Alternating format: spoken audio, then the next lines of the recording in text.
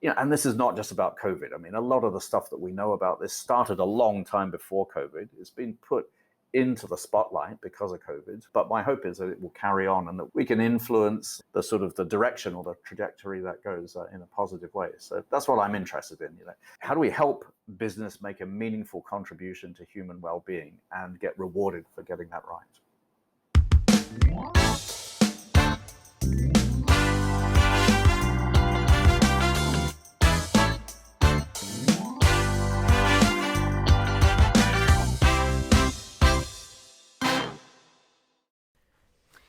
Hello, dear listener. Welcome to episode 23 of the 6-Star Business Podcast. I'm Pete Daly-Dixon. Hi, and I'm Evelyn Clark, your co-host. Pete, how are you today? I've been better. Yeah, got a cold, but less said about that. So the better. How's your day been? Because you're at the end of yours. I'm at the end of mine, but I love Wednesdays because we get to record podcast episodes. So for you, it's at the start of your day. For me, it's the end. And yet it's a way to just sort of lift the vibration of my surrounds and my being because they're just so amazing. Yeah. 100%. Yeah. And this episode we are introducing is no different, really. Is it, Pete? This one? It's not. No. It's like saying, who if you got kids, who's your favorite kid? Who's your favorite child? It's like, you can't, as a parent, you just answer that question. This one, Graham Barkus, Sandor. Yeah, profound, immense. I've run out of words. I mean, what's your memory of it, Av? So it was just gold. I actually came away from that thinking these guys could actually set a framework up for a whole new society, a new way of being, a new way of businesses operating, the way that they got into how we focus so much on profits instead of people. It's cash rather than people. And the well-being of people is at the core of everything that we do, or should be at the core and the focus of everything that we do. So it's very profound and deep, this episode. These guys are just, I call them almost legends, business legends. They've been around for a long time, they know their stuff, and it was a privilege, an absolute privilege. Yeah.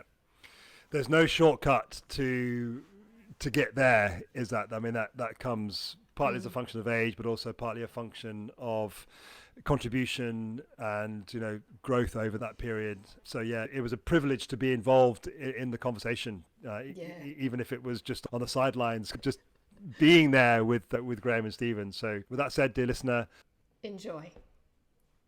So I guess with all that being said, any questions? We're good to go? No, deep breath. Let's go. And we're off. You need to give me some tips on acting. Oh, this is already exciting. I'm so excited. Hello and welcome, Stephen, and welcome, Graham. It is so lovely to have you here with us on the 6-Star Business Podcast. Pleasure to be here. Yeah. Looking forward to this. Great, so are we. Maybe just to kick us off, it would be really lovely for our listeners to get to know who you are. So if you wouldn't mind just telling us where you live, what you do in the world, like who you serve, and anything else that you'd like to explain about yourself that might be of interest. So who would like to kick us off? I can see Stephen's ready to go. Yeah, I thought that too. Yes, well, born and bred Sydney boy, so state of origin tonight. I'm a New South Welshman, and I moved to Casuarina, which is very close to where Evelyn lives. And in fact, we've had a face-to-face in this COVID times. And I moved up here in 2000, and I've got 4 houses here in Casuarina. Their names are Edie, Isabel, Thomas, and Joseph. They're my 4 gorgeous children. I've invested my life into them, and I'm about to be a grandfather in about 10 weeks' time. So very excited. Congratulations! I didn't know that.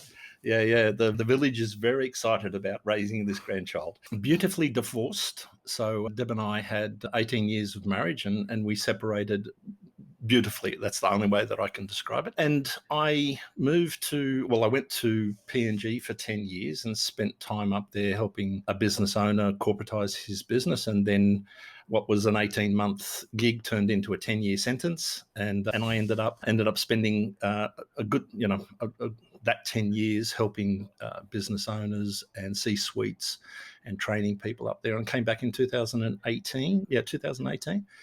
And wasn't really sure what I was going to do. So I spent 12 months trying to figure that out. And I'm very clear on what it is and who I serve. So business owners that are in that emerging phase. So they've gone out of startup and they're into that emerging, but they haven't yet developed their business, and they're not really sure how to go about doing it, about getting out of the way, and they need help. And so that's what I do. Brilliant. Great to have you. That's a Graham, how about you? That's a pretty difficult act to follow, but let me do my best. So I'm based in Hong Kong, but I was born and grew up in New Zealand. I left there in 1988 and have been in and around Hong Kong pretty much ever since. I've had occasional stints away. I went to Singapore for a while, then came back to Hong Kong, Taiwan, back to Hong Kong, Japan, back to Hong Kong.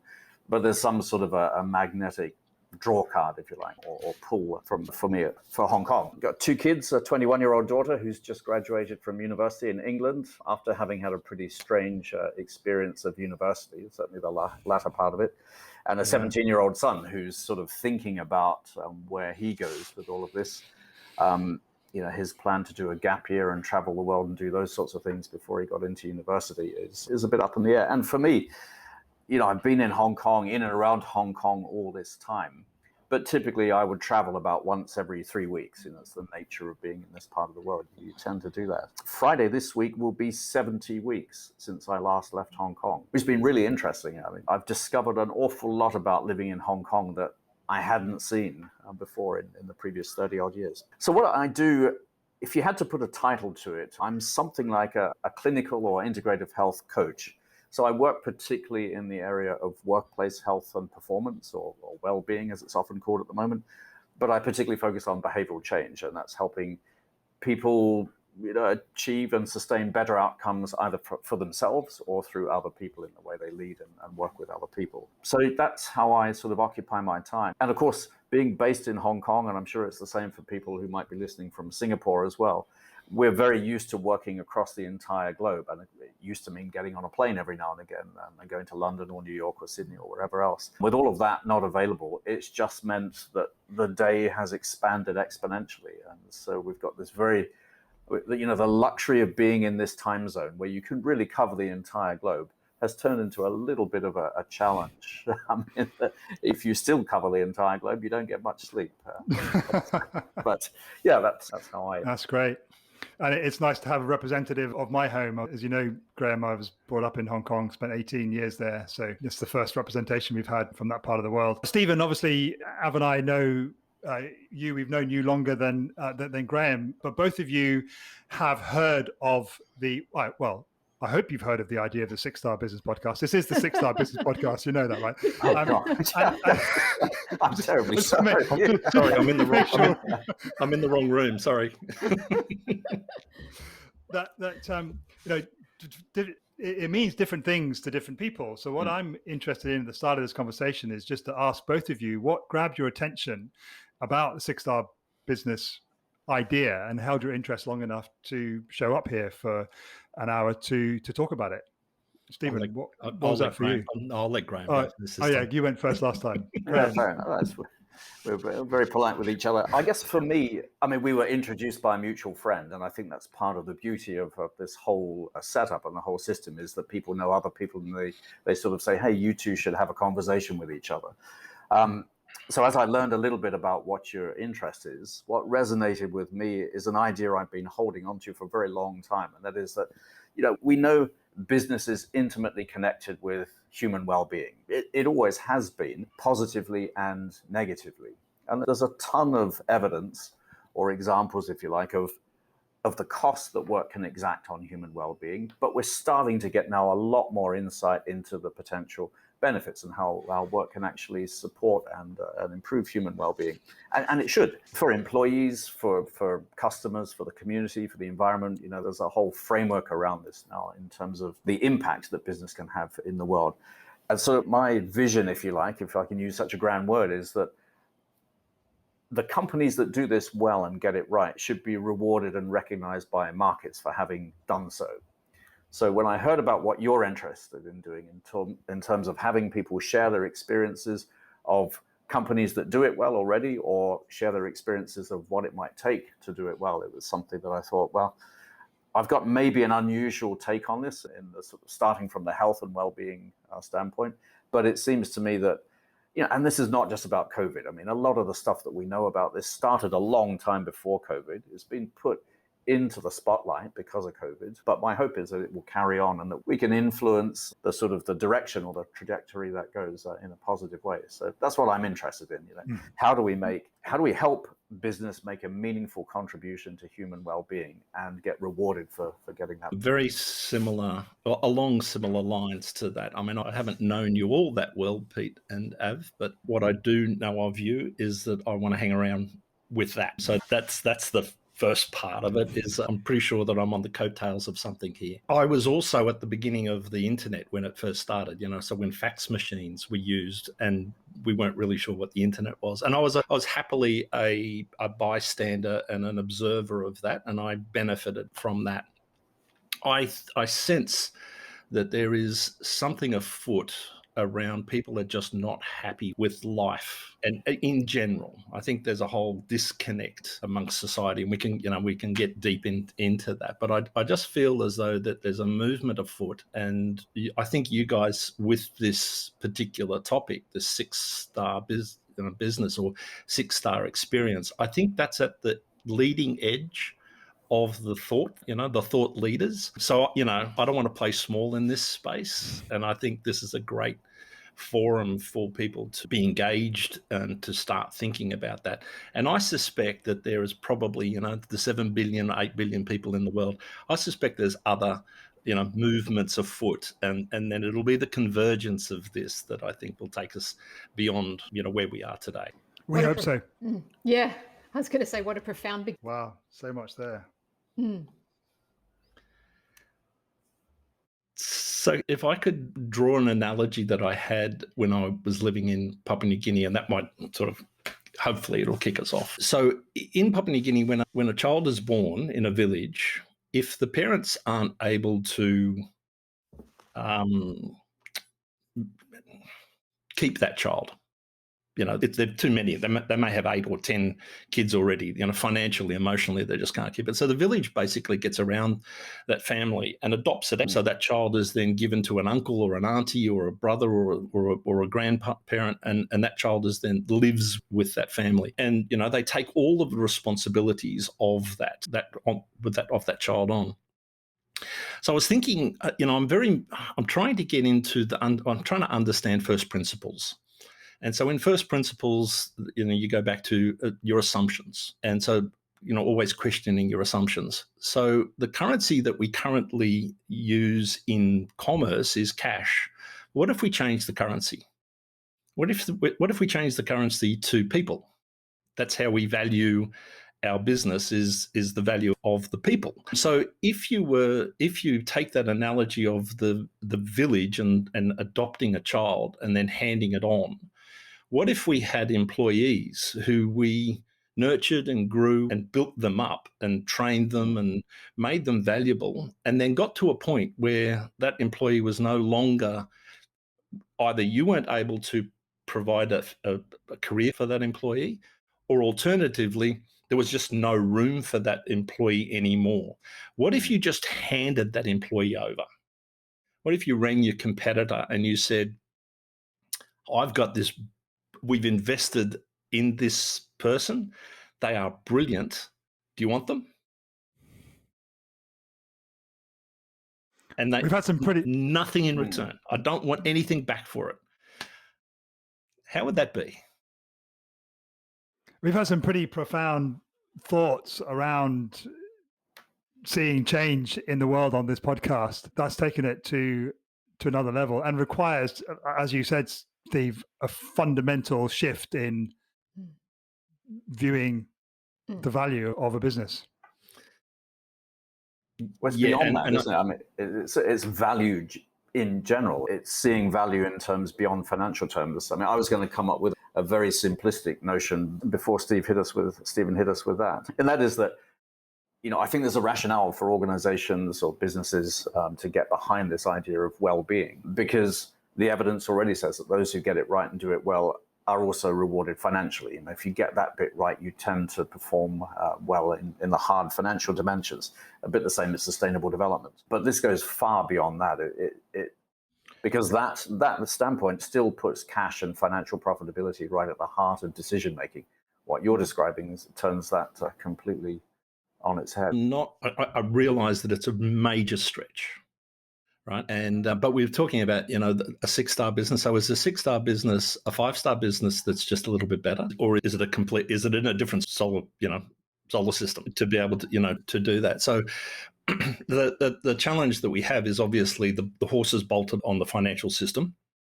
Right. And so, for me to go off and live this altruistic life, I'd be in rags and ruined in weeks. But if we have that as a mindset, and then we have these little moments where you go, I'm just going to give that to you. And that becomes the culture of an organization. So if we come back to the organization at the moment, if you have that willingness within the organization to care for and nurture for the people that are working, that you're in charge of, right? So we can start. And, I had, as a 32-year-old, I got sacked from a very influential role because I was an absolute arsehole. Horrible manager. Was meant to be quite often get you promoted these days. Well, these days, I was 30 years ahead of myself, right? Yeah. So I was meant to be a change manager. I had no idea what I was, and after 12 months they sacked me. And as you do as a 30-year-old, you have all this hubris, and it wasn't my fault and it was theirs and all the rest of it. But it started my emotional intelligence journey, right? And it's a journey, it's not a destination. So you're continually growing. The experience that I had in Papua New Guinea when I left, because I had changed my behavior, there were tears of joy, not because I left, but there were tears because I'd given the people there, I'd empowered them to be the best that they possibly could be, right? And that was my gift, and it wasn't me that did it. It was them that did it. I just gave them the space to do it. So that's what you can. I hope you can tell that I'm a little bit passionate about this. I was struck by your use of the term "in charge of," because most of the time it seems to me that "in charge of" people interpret as controlling. So I'm in charge of you means I have control of you. What you're describing is in charge of means you're responsible for nurturing and growing and developing people and helping them progress in what they're doing, whether it's work or life or whatever else. What a fantastic concept. One of the things that came to mind while you were talking, Steve, earlier about this paradigm shift is that games only work when everyone is playing by the same rules. If you're playing football and I'm playing rugby, then it's not going to work. So maybe what's required is a way for people that are thinking this way, 6-star businesses, that if this 6-star business owner here is thinking the way you've described about their business and their employees, and this 6-star business over here is thinking the same way, then it's the same game. So maybe that's what's required in some way. Where do you think it would start? Where would a movement like that start? Would it be somebody who's got the financial wherewithal to say, I'm going to reset the rules myself and take the lead on that? I mean, it seems an unlikely thing for a political, start point. Where do you think it could theoretically start from, Steve? Well, I think, excuse me, Simon Sinek has, wrote the book, The Infinite Game. And that's pretty much it. You stay in the game rather than a start and a finish. Greg McKeown's written Effortless or Essentialism, so being really clear on what it is that your purpose around that. I don't think it's going to, for me, I don't think it's going to be in large corporate. They're the late adopters in everything. The managers, and I've been a corporate manager, and the pressure that's on you to perform, the KPIs are pretty much financial.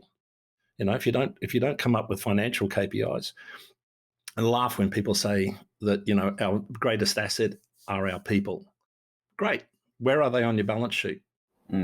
Show me. They're not there. So let's not play that game. I think it's going to come from the smaller businesses who are more nimble, can react quicker, and get under the skin of the bigger players. And when they actually engage with their staff, and their staff understand the purpose. And I know that's all. Or one of the key points is you have to have a purpose, and I believe in that. And then it's that little starfish, one starfish at a time. Yeah, that's beautiful.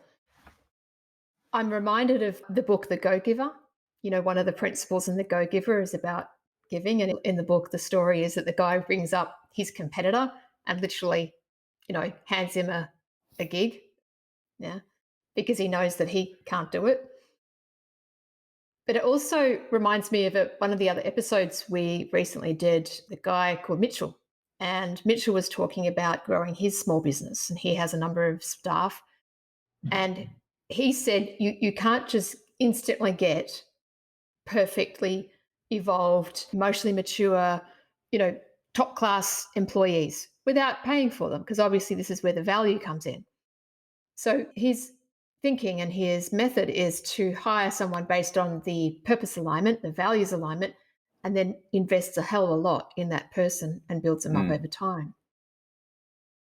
And feels that what he was saying was that he's able to focus there and then also build his staff up so that they can deliver personalized service and an experience to their customers, which is a lot easier to do than a large corporate. Yeah.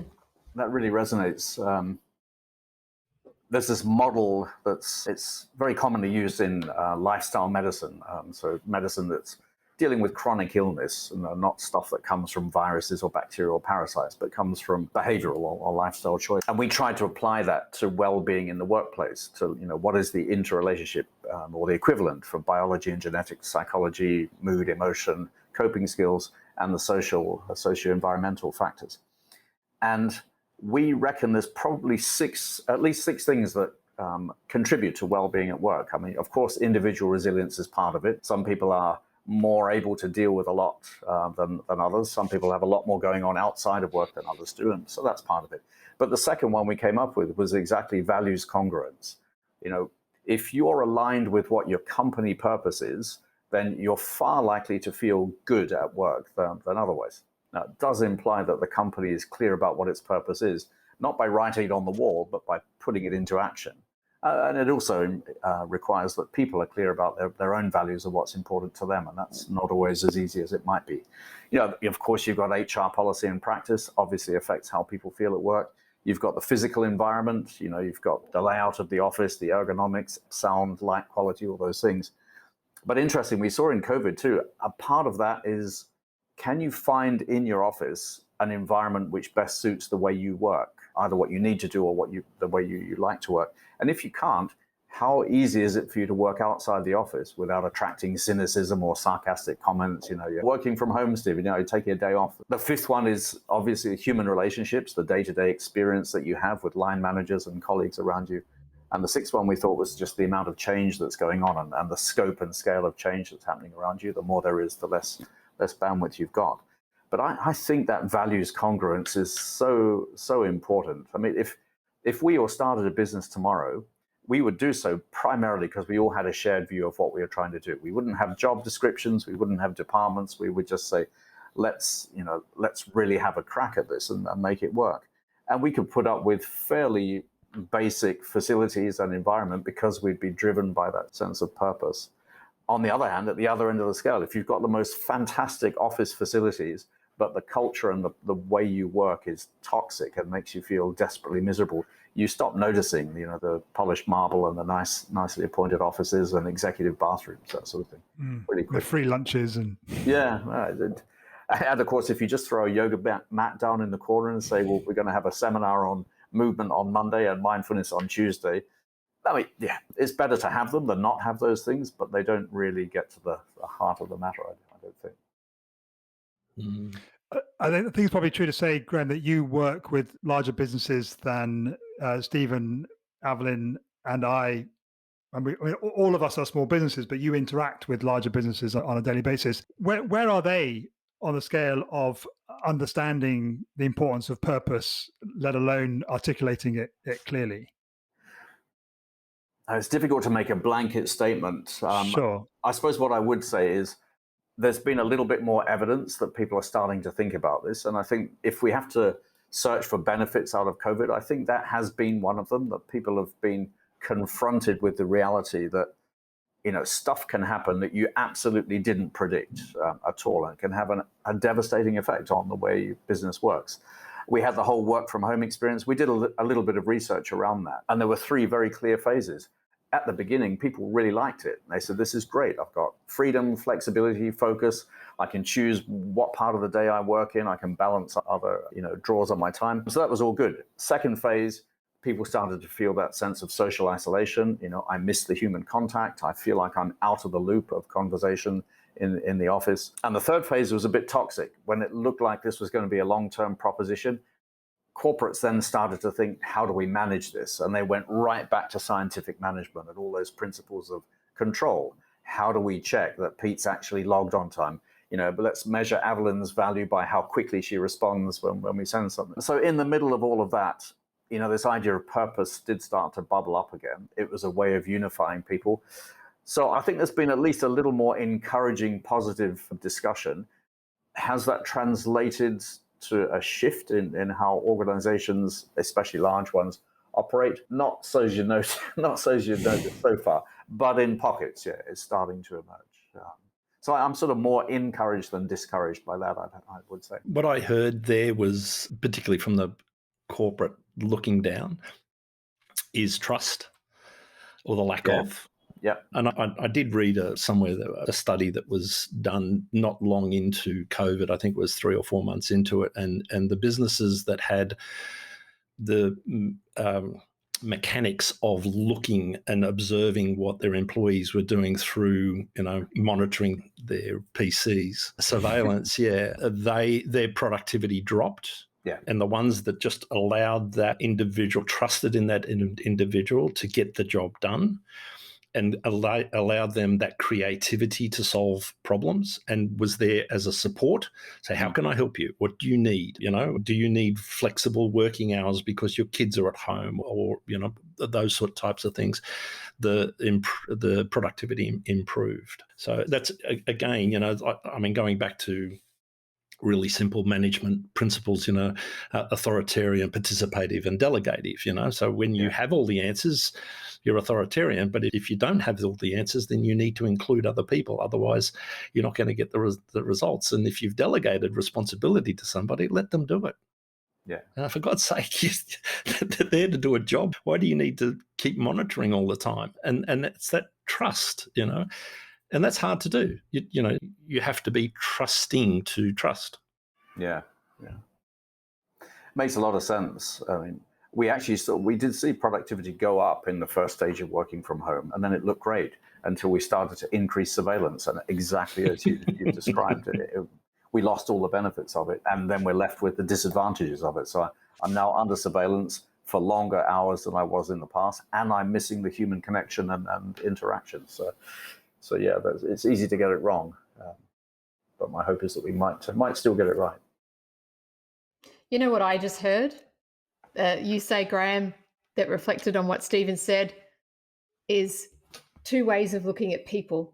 One is as a human and treating them as a human first, and the other way is looking at them as a machine and measuring them and monitoring them as an output machine. Yeah. And at the risk of being even more profound, I just think we have gone, and I've been banging on about this for I don't know how long. Sometimes I feel like an old man when I talk about this. Social media is information, not communication. Well, let's get it right. If you want to communicate with someone, speak to them. Don't hide behind an email or a text message. And I think what we've lost is the craftsmanship of the interaction between an individual and their mentor, or the person that is taking them through their career. I was very fortunate in, very early in my career, I had a mentor, and he just taught me some really basic principles of being human, right? And don't lie. Don't tell someone, you don't know what you don't know. Really turn up on time, really simple stuff. But he taught me, I was his apprentice. And he was the one that taught me how to have human connections as a 25-year-old, and he was 50, 55. And so, he taught me my craft. We don't have that now. I can go onto YouTube and I can find anything that I need on YouTube or one of the search engines. But is it going to teach me how to behave? No. So Yeah. Kind of taps into it taking a village to raise a child as well. It's like taking collective responsibility of the older generations, working with the younger generations, and having a more holistic view of it.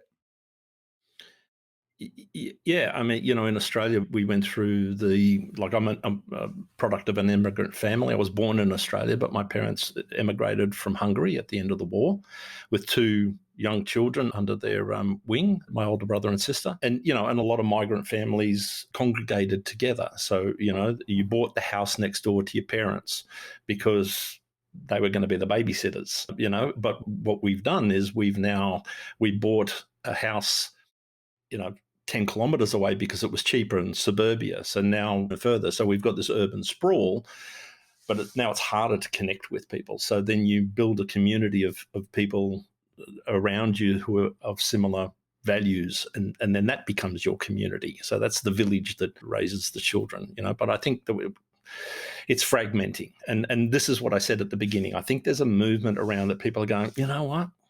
Don't like it. I've lost something, and the younger people, I think, I think there's a sense there for them as well. They're going, this just doesn't feel right.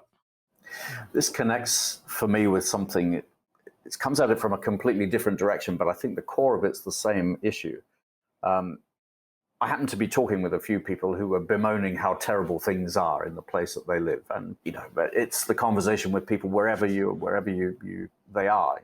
Everything looks black and terrible.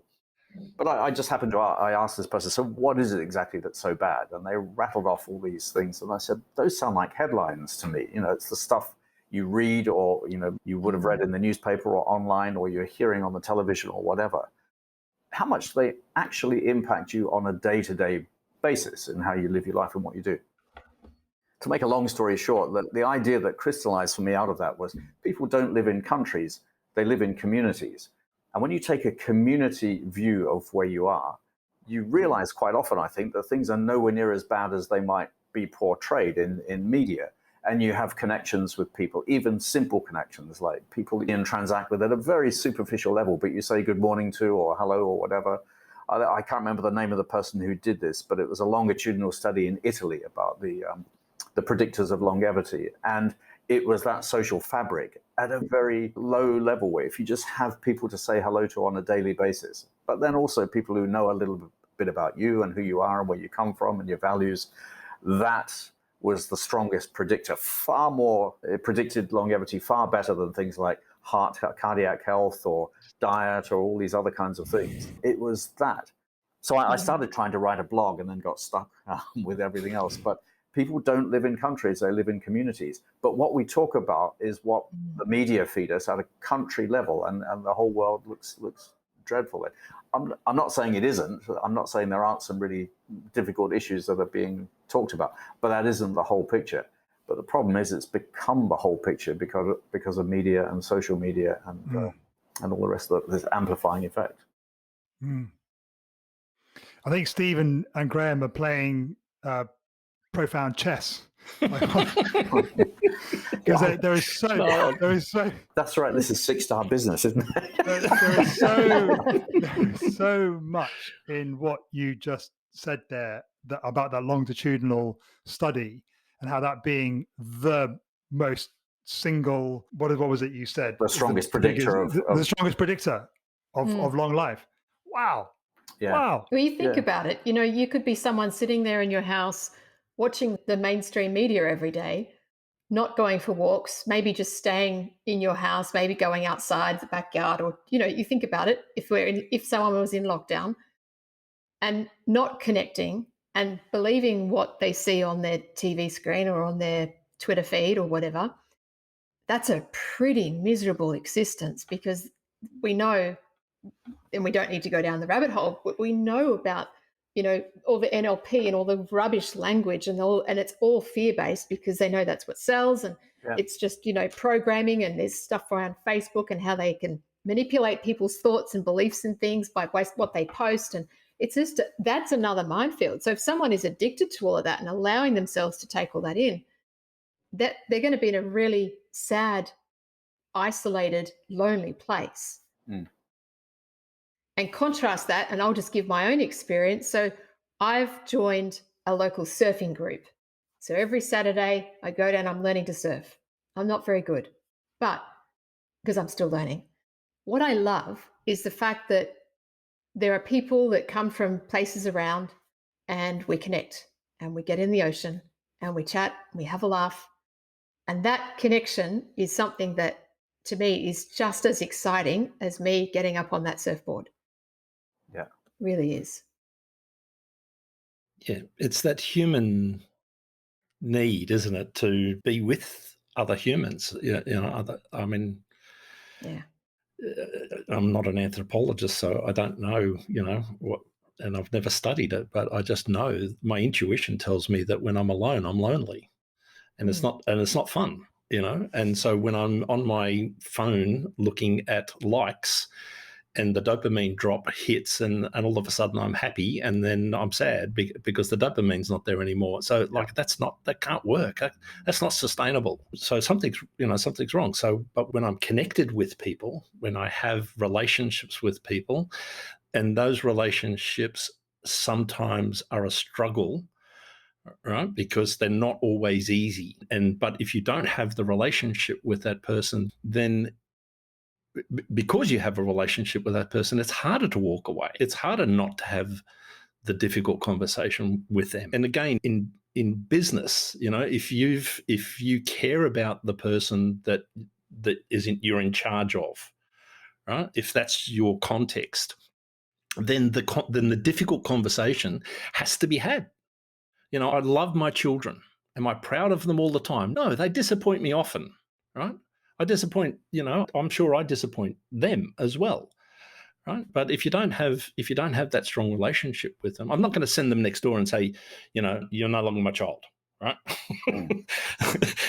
They're always going to be my child. I love them, but sometimes I just go, what the hell? But I have to have that conversation with them. But it comes from a place of love. And I think when one of the other podcasts we talked about, you can't say love in the boardroom. Well, why not? Why not? You can say value, right? Yeah. If I say I love you in the workplace, you get arrested. But but if I say I love you, well, if I say I value you and I care about you and how can I support you, then great, all right? And at some point in time, I can't affect your attitude, but what I can do is I can support you as long as I need to. There's an interesting business model in Hong Kong, actually, that's trying to operationalize that sort of idea. And in essence, they're a co-working space. They started around about during the demise of WeWork. But they said that the idea of WeWork wasn't a bad idea. It just sort of went off the rails in the way it was executed. And their proposition is an idea they call community as a service. It takes the idea of software as a service and says, how do we create community as a service? And not just for our members, but for everybody in the locations where we're operating this co-working space. How do we bring value to the other tenants around, or to the landlord of the building where we've got our space? And they're still experimenting with what that looks like. But it's been interesting to see that even with all the pressure that's happened with COVID, they're thriving and they're doing well. And I love dealing with them because they're young, enthusiastic people. It's starting to become a big organization, but without becoming corporatized. They've still got that dynamism. So I think that's, maybe that's my answer to the question I posed to you, Stephen, about where would it start? And I think you're absolutely right. It's not big corporates, and it's probably not government policy either. It's enlightened people who find a model that works and can scale. It doesn't have to change the world overnight, but if it can just start building a proposition that's attractive to other people, then we get the benefit out of social media and other things, that something that works can scale. I'm conscious of time. Do wrap it on. No, because I'm rabbiting on my experience. So when I was in P&G, I ran a leadership program, right? It was for supervisors, trained 250 people over a 12-month period.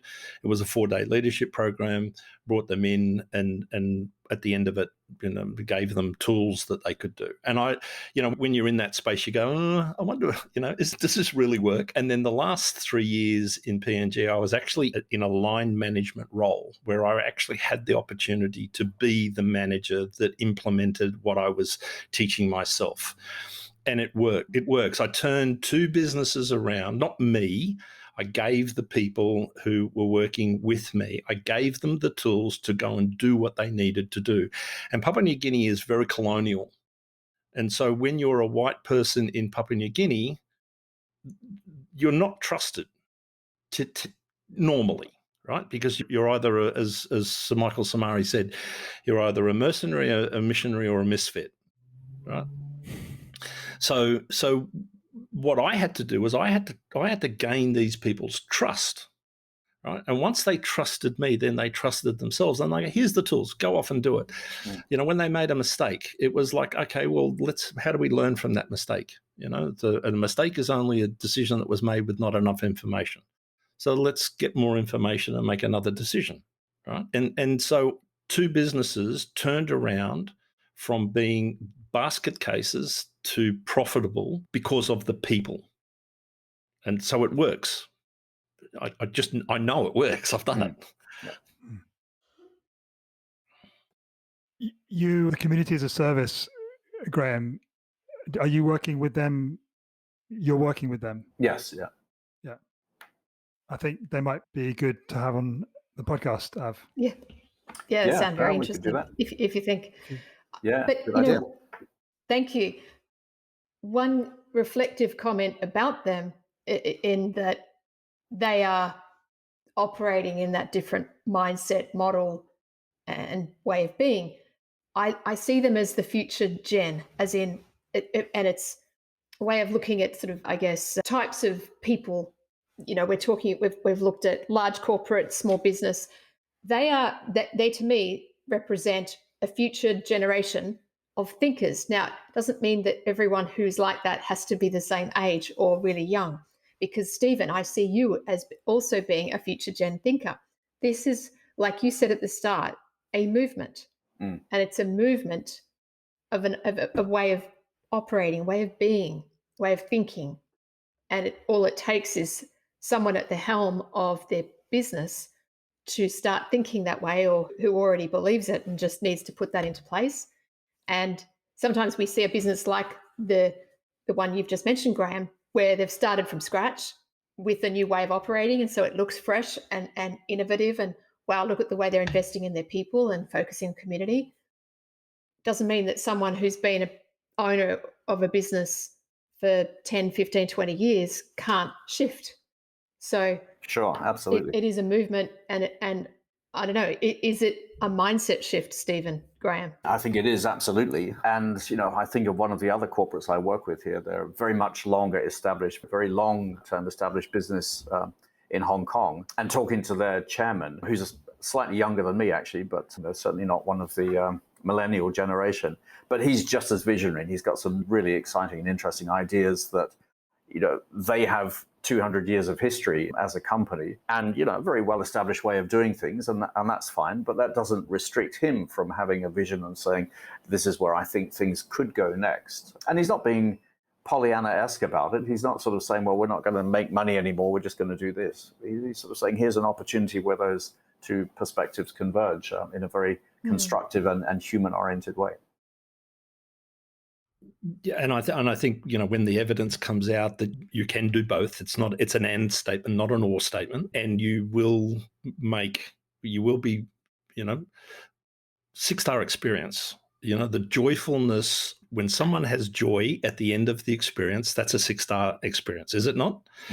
So I go to work, I enjoy what I do. I get delivered a service. It was enjoyable. It not necessarily easy, but it was enjoyable. So when those experiences start to come forward and people see that as the evidence that they need to be able to make the shift, then they'll make the shift.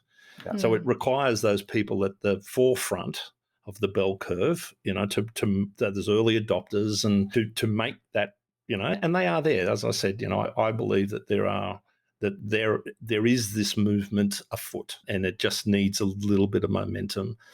And I think, the dropping the pebble into the pond, and letting the ripples go out, and eventually, hopefully, it becomes a tsunami.